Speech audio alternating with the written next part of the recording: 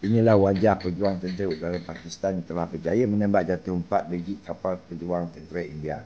Dan akhirnya, kapal terbang beliau telah, jet dipandu oleh beliau telah ditembak jatuh. Dan kita tidak tahu sama ada dia masih hidup atau tidak, walau bagaimanapun kita berdoa agar beliau diberi keselamatan. Mungkin ramai rakyat Malaysia tidak mengetahui tentang beliau ini. Tapi saya percaya ramai pemandu jet pejuang mengetahui berita ini. Dan ini mengingatkan saya pada satu kisah dulu.